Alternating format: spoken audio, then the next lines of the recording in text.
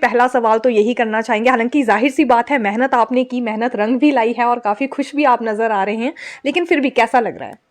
Ma'am बहुत अच्छा लग रहा है। जिस हिसाब से मेंस एग्जामिनेशन हुए थे तो थोड़ा अच्छा रैंक एक्सपेक्ट कर रहे थे, but rank one is something very different, तो बहुत अनएक्सपेक्टेड रिजल्ट था। बहुत खुशी हुई सुन के देख के। अच्छा सर, इससे पहले एचएफएस की परीक्षा भी आप क्योंकि क्लियर कर चुके थे, अभी एचएस की भी कर ली है, इसके अतिरिक्त भी क्या कोई और परीक्षा दी थी और कैसा डिफरेंस आपने इन दोनों परीक्षाओं में देखा? मैम इससे पहले हिमाचल प्रदेश फॉरेस्ट सर्विसेज में मैं मार्च में थर्ड रैंक मैंने लिया था। ठीक है। तो उसका थोड़ा syllabus that is very different from मतलब एचएस। तो उसका ड्यू टू लॉकडाउन मेरे को थोड़ा टाइम मिल गया प्रिपेयर करने के लिए, तो मैंने सेपरेटली एचपीएफएस की तैयारी की।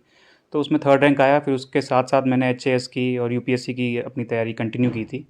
तो अब एचएएस में फर्स्ट रैंक आया है। तो उसके अलावा मैंने यूपीएससी का भी अटेम्प्ट दिए हैं। उसमें यूपीएससी के मेंस लिखे हैं, बट अनफॉर्चुनेटली मेंस उसमें नहीं क्लियर हुए हैं अभी। तो ये एग्ज़ाम्स दिए अभी मैंने। ठीक है। अभी पिछले वर्ष जिस तरह से पैटर्न बदल दिया गया था परीक्षा का, तो आपको क्या लग रहा है इस बारे में, आप क्या राय रख रहे हैं? जो पैटर्न बदला ठीक था या फिर पहले वाला ओल्ड पैटर्न ही सही था? मैम पैटर्न तो 3-4 साल पहले ही बदला था, जब सी सेट के मार्क्स इंक्लूड नहीं कर रहे थे प्रीलिम्स में। अदरवाइज़ मेंस का पैटर्न तो सेम है 4-5 साल से। तो उसमें कोई ज़्यादा डिफरेंस नहीं हुआ था मेंस और मतलब प्रीलिम्स में सी सेट का डिफरेंस हुआ था, लेकिन मेंस में तो सेम पैटर्न था मैम। अच्छा, एडमिनिस्ट्रेशन में आने के बाद आपको क्या लगता है एक प्रशासक कैसा होना चाहिए और किन बदलावों की ज़रूरत है? आप क्या महसूस करते हैं? मैम मेरे हिसाब से प्रशासक को अपने फील्ड में मतलब एक्सेल करने के लिए पहले तो चुनौतियों को देखना पड़ता है कि फील्ड में क्या क्या दिक्कतें हैं। जैसे फॉर एग्जांपल हमारा एजुकेशन सिस्टम हिमाचल में थोड़ा इतना अच्छा वेल डेवलप नहीं है। तो एक प्रशासक को वो भी देखना चाहिए, क्योंकि जो बच्चे हैं वही आगे का फ्यूचर है। तो अगर एजुकेशन सिस्टम अच्छा होगा तो वही आगे मतलब रिफॉर्म्स लाएंगे।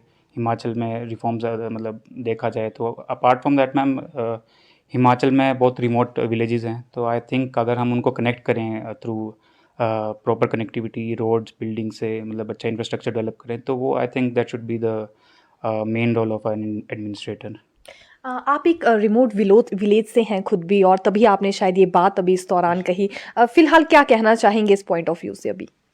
मैम जैसे कि मैं कालत्री विलेज है डिस्ट्रिक्ट मंडी में, तो उसमें वो भी बहुत रिमोट है। वहाँ पे भी अभी कनेक्टिविटी प्रॉपर नहीं है। तो मैं यही चाहता हूँ कि अगर हम गाँव के लोगों को असिमिलेट करें नॉर्मल पब्लिक लाइफ में, और जो मतलब कनेक्टिविटी अगर बढ़ाएं, तो विलेज का इंफ्रास्ट्रक्चर भी इम्प्रूव हो सकता है। बाकी जो फार्मर्स है विलेजेस में, तो उनको भी अच्छा मतलब इन केस जो उनका प्रोड्यूस है, फार्म प्रोड्यूस है, उनको भी रेम्यूनरेटिव प्राइस मिल सकता है इन केस अगर कनेक्टिविटी अच्छी है। तो ये मैं कहूँ। आपकी स्कूलिंग कहाँ से हुई है ये भी जानना चाहेंगे, कोचिंग आपने कहाँ से ली और कितनी ज़्यादा मेहनत आपको इस दौरान बीच में करनी पड़ी? मैम स्कूलिंग मेरी हिमाचल में डिफरेंट स्कूल से हुई है। जैसे जैसे पापा की ट्रांसफ़र होती गई वैसे नाहन से, सुंदरनगर से, हमीरपुर से। उसके बाद मैम कॉलेज मेरा एनआईटी हमीरपुर, मैंने बीटेक इलेक्ट्रिकल इंजीनियरिंग में किया है। उसके बाद फिर मैंने टाटा पावर में 2 साल जॉब किया है एज एन इलेक्ट्रिकल इंजीनियर। फिर उसके बाद ma'am I was preparing for civil services. तो उसके बाद फॉरेस्ट सर्विसेज क्लियर हुआ था, अब एडमिनिस्ट्रेटिव सर्विसेज।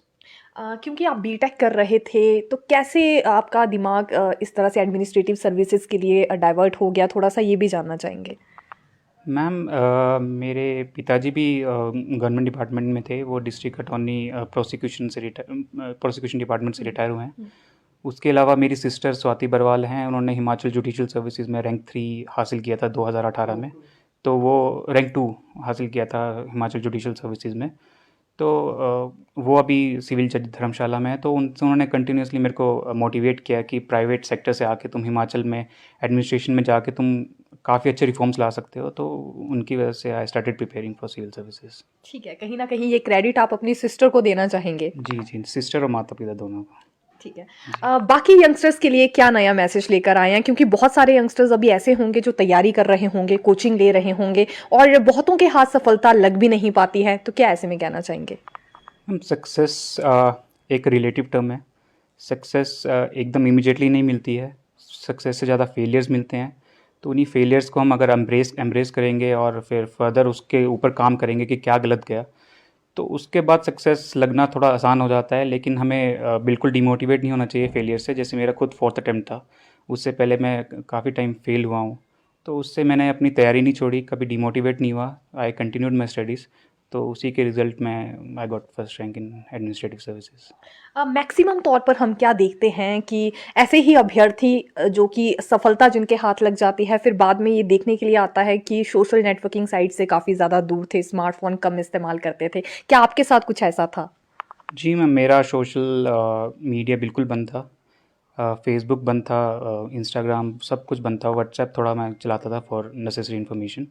तो उसके अलावा मैम पूरे सर्विसेज मतलब प्रिपरेशन के टाइम मेरा सोशल मीडिया पूरा बंद था। अच्छा, एक अंतिम सवाल, क्या इसके बाद भी कोई टेस्ट आप देंगे? मैम फ़िलहाल तो अभी I am preparing for UPSC, तो मैं शायद अटेम्प्ट करूँगा नेक्स्ट यूपीएससी का प्रीलिम्स नेक्स्ट ईयर, तो उसके रिगार्डिंग अभी प्रिपेयर करूँगा।